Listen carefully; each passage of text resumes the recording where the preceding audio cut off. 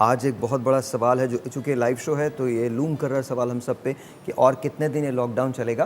Doctor साहब आपसे शुरू करता हूँ मैं, प्लीज़ मुझे बताइए कितने दिन तक ये लॉकडाउन अभी मज़ीद चलना चाहिए? देखिए, ये लॉकडाउन का मेजर पर्पस ये था कि टू फ्लैटन द कर्व, ताकि एक टाइम पर बहुत सारे एक्यूट केसेस जमा ना हो जाए, क्योंकि हेल्थ सिस्टम जो है उनको सफेस नहीं कर पाएंगे। सो फॉर दैट पर्पस कि जिस तरह डिजीज़ नेचुरल मैकेनिज्म है कि केसेस होंगे, उसके बाद केसेस बढ़ेंगे, एक्सपेक्टेड यही है और बढ़े भी, तो उसको हमें फ्लैटन करना था जिस हद तक कर सकें। तो लॉकडाउन प्रॉबेबली अभी भी मेरे ख्याल से हफ्ता 2 हफ्ता तो और चलेगा। अच्छा डॉक्टर साहब, क्या इसकी वजह ये है कि केसेस नहीं बढ़े बिकॉज हमारे पास टेस्टिंग किट्स अवेलेबल नहीं? केसेस वो भी एक वजह है कि उतना प्रोजेक्टेड इंक्रीज़ नहीं था, मगर हमारे पास फिर भी डायग्नोस्टिक प्रोसीजर अवेलेबल हैं। ऐसा नहीं है कि हम लोग क्या डायग्नोसिस नहीं हो रहा है। जो भी सिम्टम्स वाले हैं, जहाँ पे भी शक होता है, हमारे पास बहुत सारे सेंटर्स में अभी टेस्ट अवेलेबल है। मगर यस, उसको फ्लैटन करने के लिए डेफिनेटली लॉकडाउन काफ़ी हद तक सक्सेसफुल रहा है। Okay ma'am. मैं भी बिल्कुल मैं सेकंड करूँगी डॉक्टर मनीष को कि अभी ये लॉकडाउन कंटिन्यू रहना चाहिए, लेकिन चूँकि हमारे यहाँ जो हालात हैं साहिर, वो दुनिया से अलग हैं। हमारे यहाँ जो डेली वेजेस के लोग हैं वो परेशान हो रहे हैं। तो जिस हद तक लिमिटेड, इसको कंप्लीट तो नहीं करना चाहिए, बट जिस हद तक हम लिमिटेड कर सकते हैं इसको उतना करना चाहिए। जितने लोग कम से कम बाहर निकलें, घरों तक महदूद रहें, उतना ज़रूर लॉकडाउन करना चाहिए। जी डॉक्टर साहब। जो दूसरी डॉक्टर्स कह रही हैं, I would like to second it, कि लॉकडाउन इसलिए किया गया था कि एक तो हम ऑब्वियसली फ्लैटन करें कर्व को, कम लोग इन्फेक्ट हों ताकि हम कम लोगों का इलाज करें और अपने रिसोर्सेज को बेटर मैनेज करें, और दूसरा अपने आप को प्रिपेयर करें both for testing and for advance cases also, जो टर्शरी के हॉस्पिटल में प्रेपरेशंस होती हैं, ट्रेनिंग ऑफ डॉक्टर्स, वेंटिलेटर्स की सपोर्ट बढ़ाना। लेकिन हम इस लॉकडाउन को इसी तरह कंटिन्यू नहीं कर सकते बिकॉज लोगों की जो डेली वेजेस हैं, जो लोग कम कमाते हैं, उनकी ज़िंदगियाँ अफेक्ट हो रही हैं। तो you can't make the argument between poverty and corona virus effective. तो आई थिंक हॉटस्पॉट्स जो अभी गवर्नमेंट ने हॉटस्पॉट्स आइडेंटिफाई कर लिए हैं, वो जगह जहाँ पे केसेस ज़्यादा हैं, उनको लॉकडाउन करना चाहिए। वहाँ पे कॉन्टैक्ट ट्रेसिंग टेस्टिंग बढ़ानी चाहिए, वहाँ पे लोगों को क्वारंटीन करना चाहिए, लेकिन दूसरे इलाके खोलने चाहिए और थोड़ी बहुत ज़िंदगी रिज्यूम होनी चाहिए with proper SOPs in place, social distancing के SOPs, हाइजीन के SOPs। अगर हम ये कर लेते हैं, I think we need to go for a partial lockdown now. अच्छा तो मैम ज़रा ये बताइएगा, और आप ही से शुरू करते हैं since you started this, because मैं भी पहला जो मेरा सेकंड सवाल है, जो सेकंड पार्ट है सवाल का, वो ये है कि हमारा जो नया नॉर्मल होगा वो कैसा होना चाहिए, वो SOPs क्या होने चाहिए, क्या हमें क्या करना चाहिए, किस तरह से हमको रिज्यूम करनी चाहिए अपनी ज़िंदगी?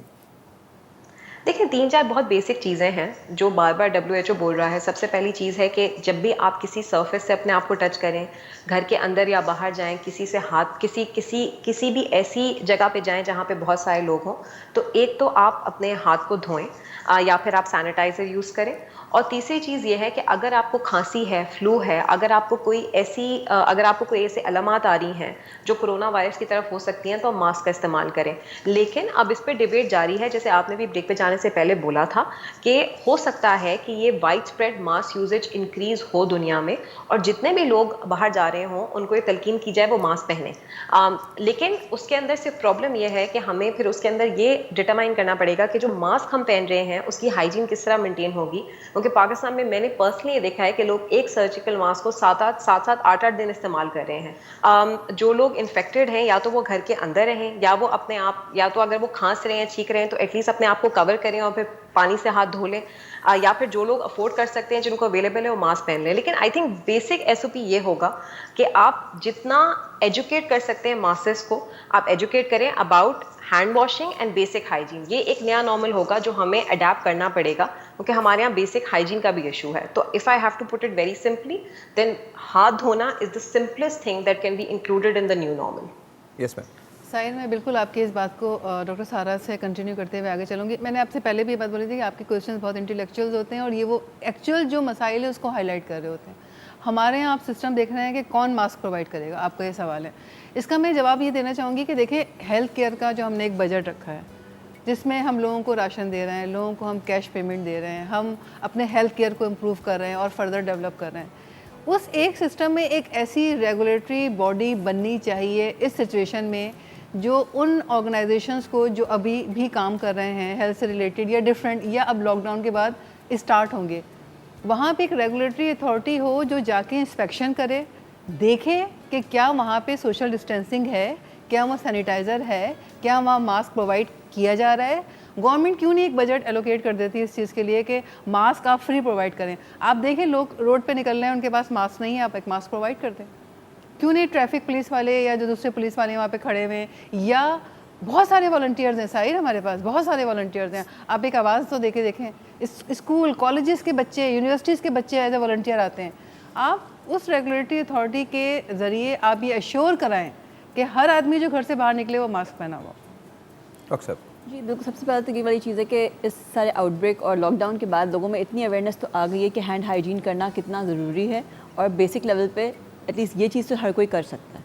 तो ये अवेयरनेस डेफिनेटली, जब न्यू नॉर्म आप कह रहे हैं कि लॉकडाउन के बाद क्या होगा, प्रॉब्ली लोगों में एक बेटर अवेयरनेस होगी about hand hygiene, about cough etiquette, कि हमें कॉफ कैसे करनी है और किस तरह से एक्सपोज्ड एरियाज़ में एक्सपेक्ट करना है, और लोगों में किस तरह से बिहेव करना है, कि ज़्यादा बड़ा क्राउड है तो अपने आप को किस तरह से डिस्टेंसिंग करनी है।